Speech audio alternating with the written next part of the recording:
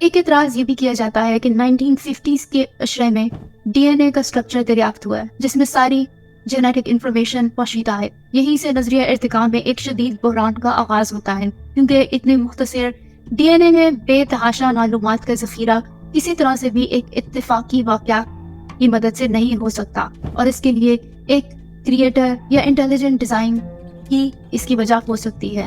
اس کا جواب کچھ اس طرح سے ہوگا. اس دعوے کے برعکس نظریہ ارتقاء کسی بحران کا شکار نہیں ہے. ڈی این اے میں میوٹیشنز ارتقاء کا بیسک میکانزم ہے. ڈی این اے میں میوٹیشنز کو سنگل نیوکلیوٹائڈ پالی مارفزم یا ایس این پی سے ناپا جا سکتا ہے.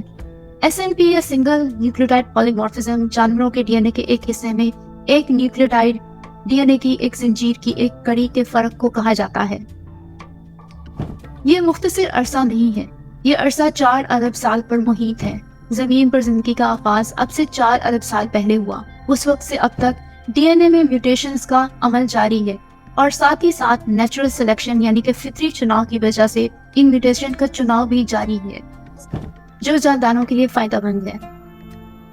کچھ لوگ کریشنزم پر یقین رکھتے ہیں اور نظریہ ارتقاء کو بھی درست مانتے ہیں، حالانکہ یہ دونوں نظریات ایک دوسرے کی نفی کرتے ہیں. ایک اعتراض یہ بھی کیا جاتا ہے کہ بھرپور تلاش کے باوجود جانداروں کی ایسی کسی درمیانی شکل کا سراغ نہیں مل سکا جسے ڈارون کے نظریہ ارتقاء کی روشنی میں لازماً موجود ہونا چاہیے.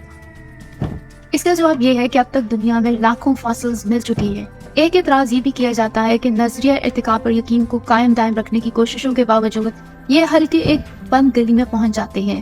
اب ایک نیا ماڈل پیش کیا گیا ہے جس کو نیو ڈاروینزم بولتے ہیں. اعتراض اٹھانا سائنس کے طریقہ کار سے مکمل لا علمی کا منہ بولتا ثبوت ہے.